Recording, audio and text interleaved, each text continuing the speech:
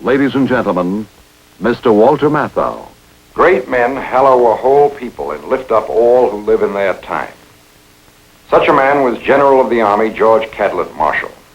Recognized as one of the great military planners of all time, he contributed the design for victory in 2 world wars. After his military career, he enlisted in the service of all mankind. He served brilliantly in this capacity until his death in 1959. Among his many contributions in this area was the Marshall Plan.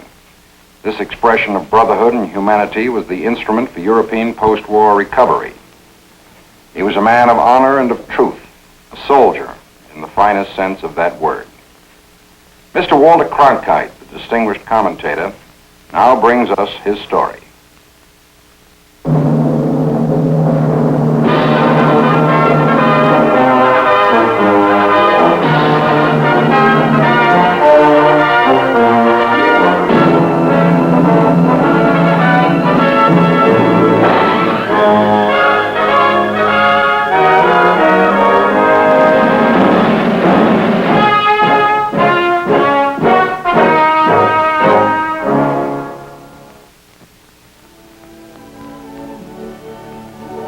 The Marshall family had settled in southwestern Pennsylvania a few years before George Catlett was born in 1880. At Uniontown, he entered a slow-moving world that was more a part of the past than of the future. Marshall's boyhood passed quietly, and the only contact this serious child had with the army he would someday serve came secondhand through his father's recollections of the Civil War. America's Indian frontier had only recently been tamed. The stories of Carson and Custer were still fresh enough to excite the imagination of any boy. Looking backward over the years, it's hard to find the precise reason why young George Marshall decided to make the Army his profession. But choose it he did, and he began his soldiering at a soldier's school. The Virginia Military Institute had trained many distinguished Army men before George Marshall arrived in September 1897. It once boasted Stonewall Jackson as a member of its faculty. The MI provided the kind of environment calculated to encourage a young man with Army ambitions, and Marshall, in his 4 years at the school, rose to cadet first captain. He was an honor graduate with a reputation for military skill and knowledge which was to follow him throughout his Army career.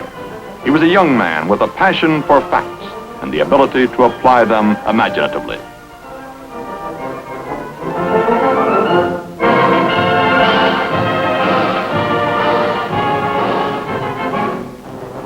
Commissioned an infantry second lieutenant in 1901, Marshall shortly found himself on troop duty in the Philippines. Assignments in Oklahoma Territory, Texas, Massachusetts, and the Fort Leavenworth Staff College filled the early years. He studied and soldiered, and by the time the United States began to mobilize for war in 1916, George Marshall had become a captain in the regular army. He landed in France with the 1st American troops, and as a member of the 1st Division staff, he helped plan the Battle of Cantigny.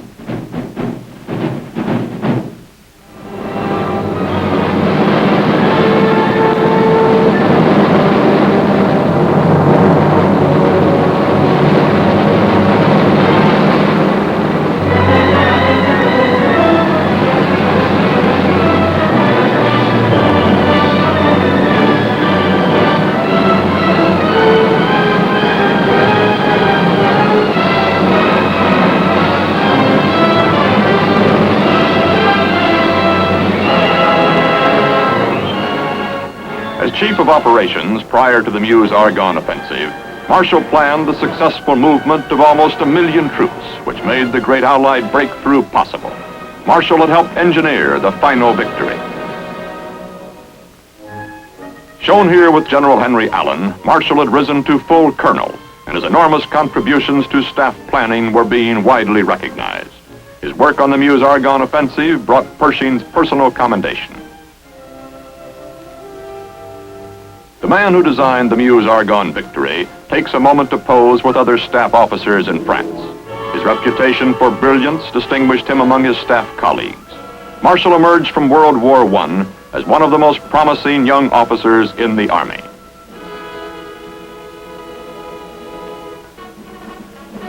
Assigned as aide to General Pershing, Marshall's work kept him in close contact with the AEF commander during the last days in Europe.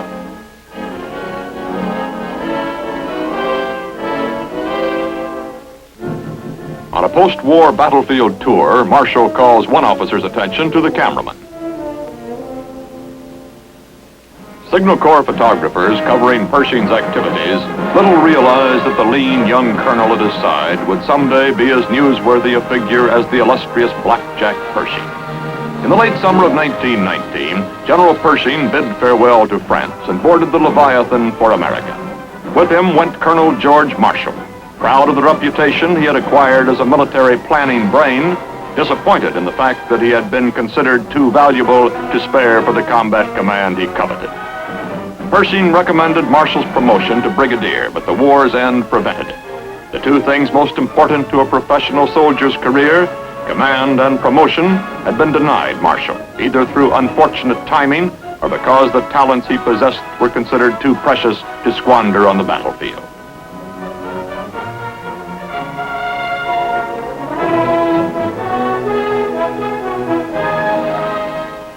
Marshall's return was a time of triumph and frustration. He had learned the business of war in a tough school, and he knew it as few others did. But there was small pleasure in the knowledge. Long after the noise and the shouting, when this gay harbor scene had passed into memory and the world would once again take up arms, Marshall would be ready.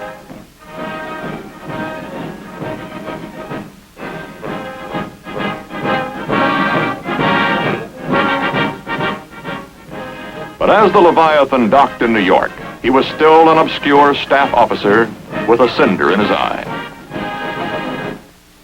Following Pershing meant a constant round of official appearances.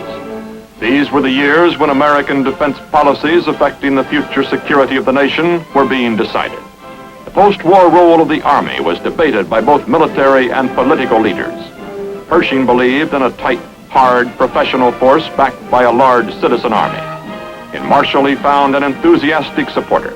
It was this kind of army which had brought victory out of Europe in 1918.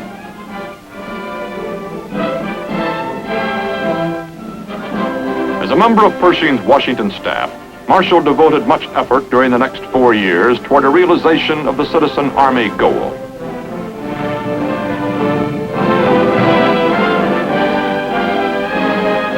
In 1924 brought duty with the 15th Infantry Regiment in Tientsin, China.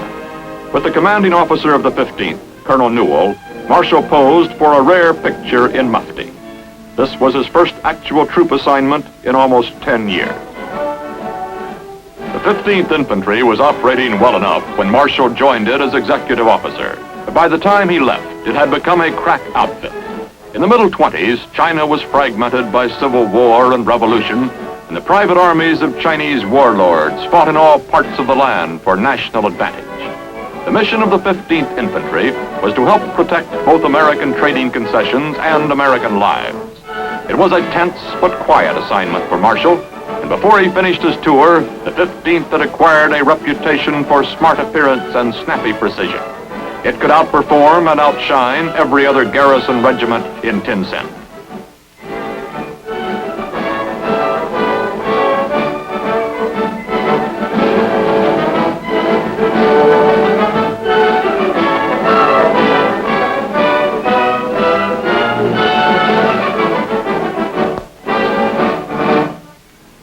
Distinguished faculty at the Fort Benning Infantry School, which included future Generals Bradley, Stilwell, and Collins, was under Marshall's direction from 1927 to 1931. When he took over the school, one of the most important in the Army, he found much of the instruction had fallen behind the times. But this hard-driving man with the passion for facts was not satisfied to refight old wars. It was the present and the future which concerned him, and he revised the curriculum accordingly.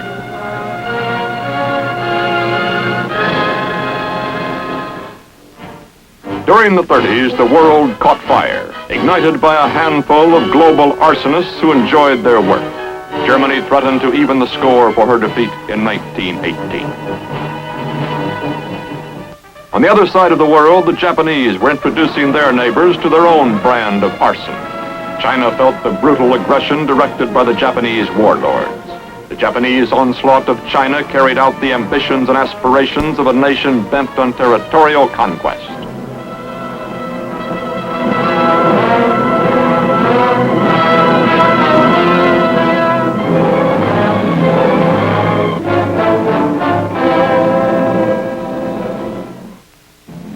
For a while, many of us laughed at a comic opera character speaking from a Roman balcony.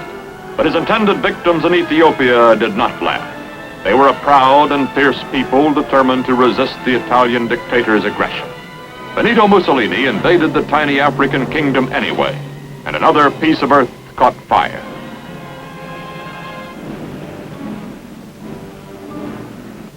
An appeal was made, but no one came forward to answer it. Mussolini demonstrated for his friends how easy it was. The day Germany invaded Poland, George Marshall, then a brigadier general, made the extraordinary jump from 1 to 4 stars to become the Army Chief of Staff. With Secretary of War Stimson, the task of mobilization lay ahead. The resources of a mighty nation had to be tapped to produce the props for the great drama about to unfold. Marshall had waited in the wings for 20 years for the role he was about to play. The country's manpower resources, the great citizen army in which Marshall believed so deeply, had to be activated, trained, and equipped to fight if necessary. And with each passing month in 1940 and 41, it appeared increasingly probable that the United States would be drawn into the war. The Army numbered less than 200,000 men when Marshall took over as Chief of Staff. It would swell to more than 8 million before the Axis defeat.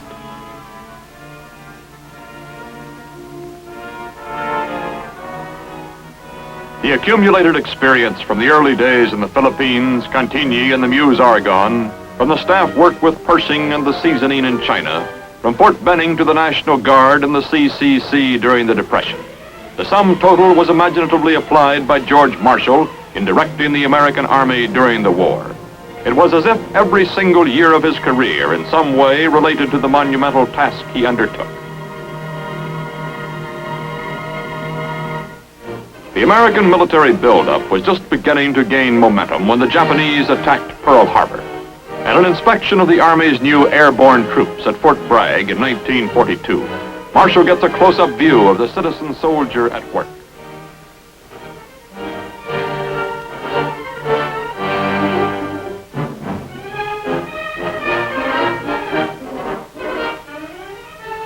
Field soldiers never knew when the Chief of Staff might make an appearance such as this one at the Jungle Warfare Training Center in Hawaii. Marshall might do his thinking and planning in Washington, but it was from the field that he drew his facts. A gifted observer, the smallest detail did not escape him. Army subordinates were either proud or dismayed by Marshall's critical appraisal, depending upon the performance.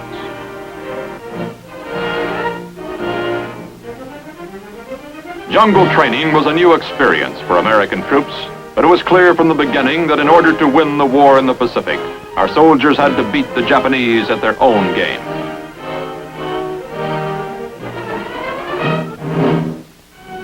In the forbidding gray of a November dawn in 1942, American naval vessels ghosted in toward the beaches of North Africa, delivering the first major Allied counterattack since the outbreak of the war. Their objective? The German Afrika Korps in Tunisia. The enemy was led by Germany's ingenious Field Marshal Erwin Rommel, the Desert Fox. His veterans already had been baptized by the battle-toughened British Tommies. Desperately, with everything they had, the Germans fought to keep from being pushed into the sea.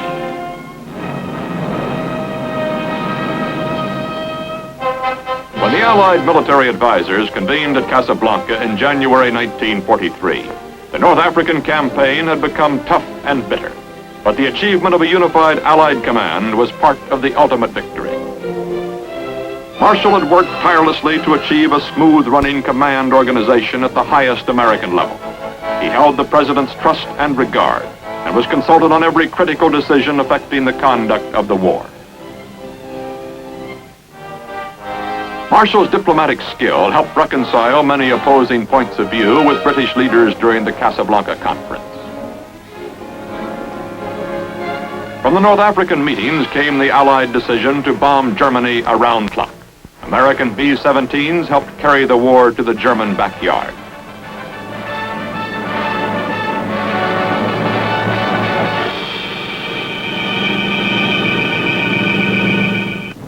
The decision to invade Sicily also was reached, and in July of 1943, Americans and British jumped off from Africa on the preliminary leg to the first assault on Fortress Europe, the Italian mainland. A strong partisan for the Women's Army Corps, as important to our mobilization, the Chief of Staff made it a point to be in Washington the day Colonel Ovita Culp Hobby was sworn in as its new commander. By the time the Allied leaders convened at Cairo in December 1943, the Italian campaign was well underway, and the war against the Japanese demanded stepped-up operations. The future of the China-Burma-India theater and the problem of harnessing China's manpower had to be resolved. At Tehran, Marshall took part in planning joint strategy with the Russians. Soviet demands for an expanded second front were addressed to the United States. It was George Marshall who answered them. When the Chief of Staff visited the Pacific Theater on his return from Tehran, our offensive was gaining speed. Island by island, we were moving in on Japan.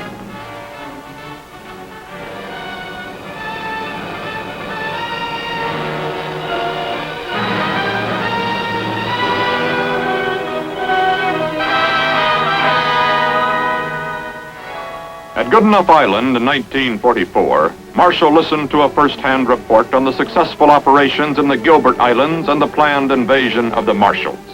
Marshall conferred with General Douglas MacArthur, theater commander, as the Allies were gearing for the big Pacific push which would carry them to the very doorstep of Japan. Italy had become a slow and painful struggle.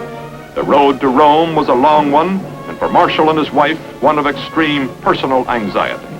As a tank commander under Patton, Marshall's stepson had been engaged in the heaviest fighting for weeks.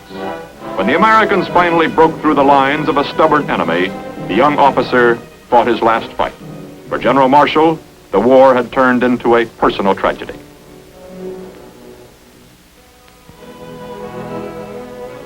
When the spring of 1944 brought the long-planned invasion of France, Marshall accompanied General Eisenhower and other high-ranking officers ashore for an inspection of the American positions on the Normandy beachhead.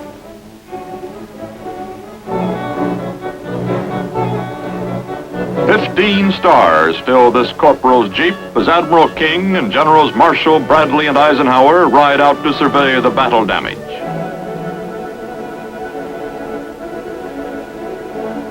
On this trip, Marshall takes a few moments to visit an old friend, the colorful ex-cavalryman Patton, whose fast-moving armored columns had many times torn great holes in the German defenses. Marshall considered Patton one of the ablest field commanders in the Army, and the Chief of Staff had personally ordered the Mercurial General to his original combat assignment in North Africa. The subsequent performance of the troops under Patton's command confirmed General Marshall's wise choice. Allied planners met again in 1944, this time at Quebec. A decision was reached to move the invasion of the Philippines 3 months ahead of schedule. Marshall returned from Quebec to fly immediately to Paris with Secretary of State James Burns for another meeting with General Eisenhower. The Chief of Staff was involved with the vast and complicated problem of our global supply lines, and he chose to inspect the divisions poised for the final thrust into Germany.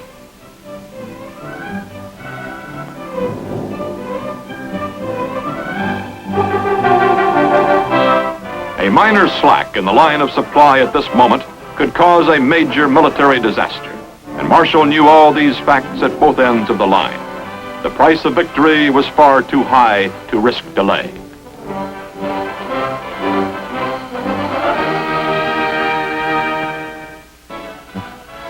The trip to Europe provided Marshall with another opportunity, a chance to talk with the troops. He spoke informally to American soldiers who had faced the toughest test in history and triumphed.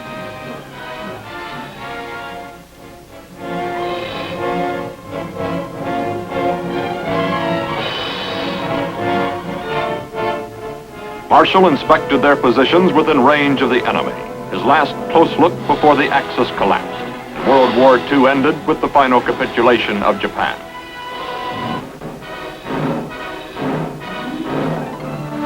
When President Truman presented Marshall with the Distinguished Service Medal in 1945, he said that although millions gave America extraordinary service, Marshall gave it victory.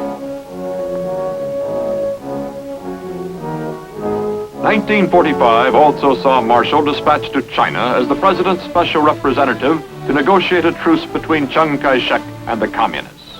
General Eisenhower, then Chief of Staff, visited his former boss during the negotiations. This was the first time Marshall officially functioned as a diplomat, but the role was not unfamiliar. Although the Army had been his profession, his country's interest had always been his career. Marshall received the oath of office as Secretary of State from Chief Justice Vinson early in 1947. The President enthusiastically endorsed the former Chief of Staff at a critical time in history. It was fairly said that Mr. Truman selected him not because of his experience, but because he was Marshall. There's nothing that I can say at this time regarding matters that pertain to my position in the State Department. But I assume the duties with a feeling of great responsibility and a very earnest desire to carry out the foreign policy of this government in the manner that has been so splendidly exemplified by my predecessor, Mr. Burns, my old friend. The new secretary brought imagination and a dignified intensity to his job, which was equal to the world challenge. In March 1947, Marshall headed a delegation to Moscow, whose mission was the peace agreement on Germany and Austria. The opportunity to observe the Russian bear in his native environment was valuable in view of increasing Soviet hostility. Russia already loomed as the largest question mark in America's future.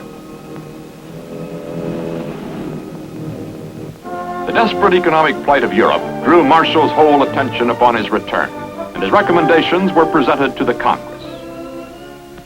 Europe is still emerging from the devastation and dislocation of the most destructive war in history. Within its own resources, Europe cannot achieve, within a reasonable time, economic stability. The solution would be much easier, of course, if all the nations of Europe were cooperating, but they are not. Far from cooperating, the Soviet Union and the Communist parties have proclaimed their determined opposition to a plan for European economic recovery. Economic distress is to be employed to further political ends. There are many who accept the picture that I have just drawn, but who raise a further question.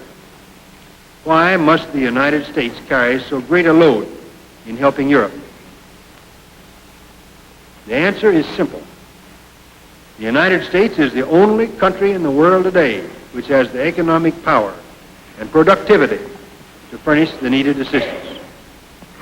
The 6 8/10 billion proposed for the first 15 months is less than a single month's charge of the war. To be quite clear, this unprecedented endeavor of the new world to help the old is neither sure nor easy. It is a calculated risk. It is a difficult program, and you know far better than I do the political difficulties involved in this program. But there's no doubt whatever in my mind that if we decide to do this thing, we can do it successfully. The great rubble heaps left by the war were soon diminished by an American investment in international friendship and goodwill, which also proved to be an effective economic weapon against spreading communism. The Marshall Plan. Offered on a self-help basis, Marshall Plan aid enabled many war-ravaged countries to regain their first foothold on a stable peacetime economy.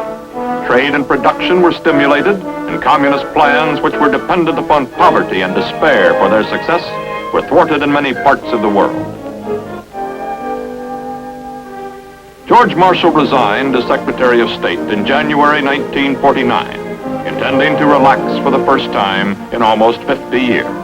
But the National Red Cross called upon him for one further task in the public interest when it asked him to serve as its head. Meeting with Polio Foundation Chief Basil O'Connor at the White House, Marshall outlined his plans for this vast mercy organization. Less than 1 year later, the president persuaded him to return to the government as Secretary of Defense. He flew to Korea, where he met with General Ridgway and other UN leaders. The man with the passion for facts was gathering them firsthand. This was a different American army than Marshall had known, and a different kind of war.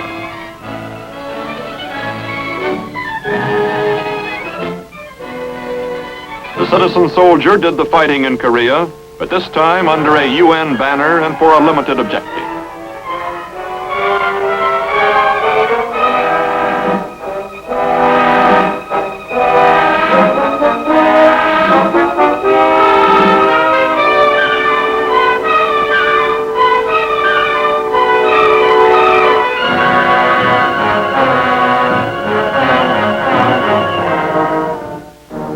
In Washington, Marshall assumed the critical responsibility for all of the men and material necessary for victory in Korea. The peculiar circumstances of the conflict called for the existence of large American forces without total mobilization in the United States. Once more, George Marshall, the statesman, distinguished himself.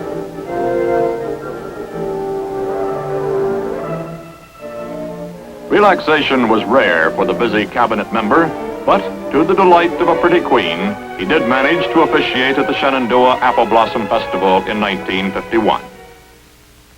On the 50th anniversary of his graduation, VMI paid tribute to General Marshall with a day named in his honor. Many of his old classmates came to Lexington to applaud the school's most distinguished graduates and to recall their years as members of the Cadet Corps.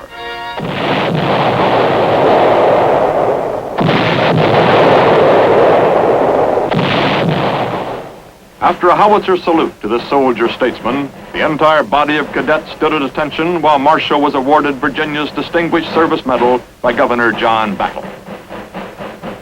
Then, the man whose life represents the highest ideals of the Cadet Corps inspected the ranks of men who may be tomorrow's leaders. George Catlett Marshall resigned from the Defense Department and settled in Leesburg, Virginia in 1951.